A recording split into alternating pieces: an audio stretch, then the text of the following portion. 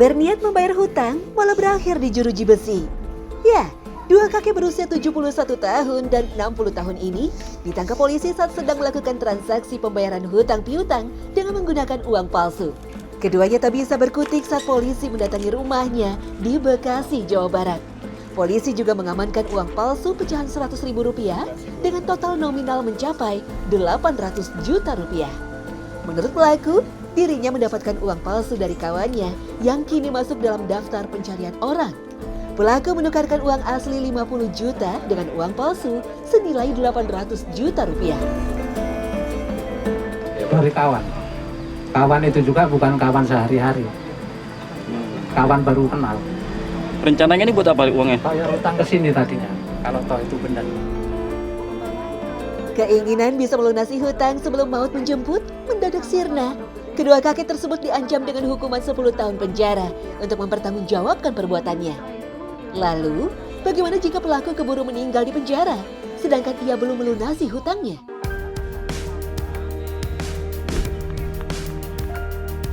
Ya, perkara hutang menjadi perhatian sendiri dalam syariat agama.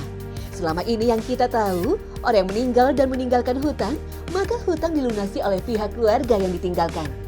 Jika tidak segera dilunasi, ruh yang meninggal akan tertahan, terkatung-katung, dan tidak jelas.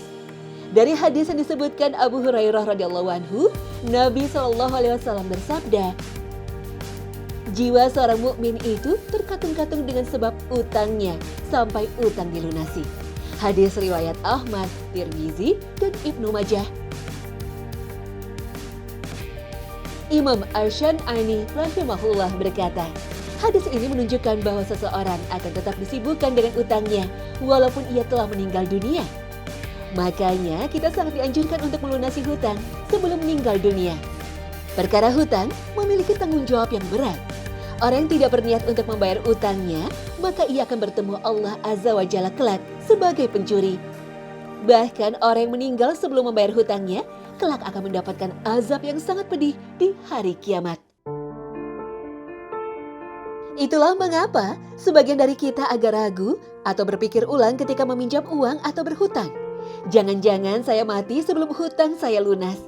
Oleh sebab itu, apabila Anda memiliki hutang, maka bersegeralah untuk melunasinya sebelum malaikat maut menjemput.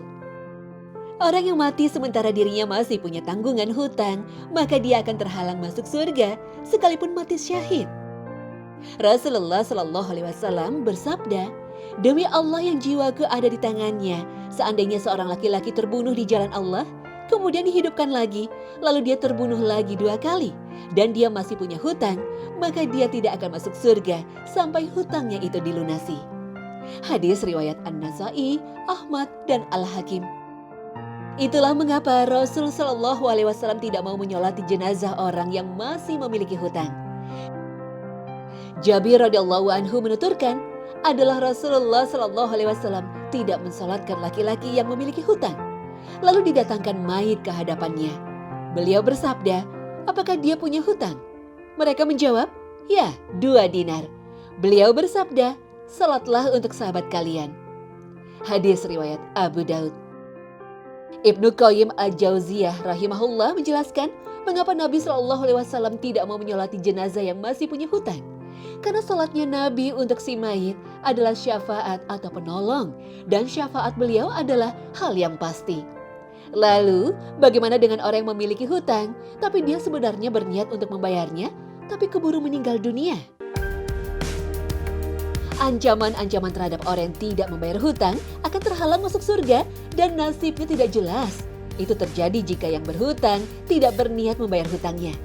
Adapun mereka yang bertekad kuat membayar, kemudian meninggal, maka Allah akan menunaikannya.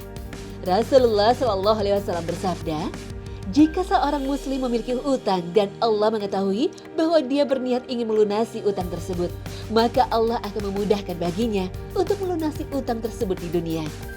Hadis riwayat Ibnu Majah dan An-Nasa'i. Inilah peringatan keras tentang perkara utang.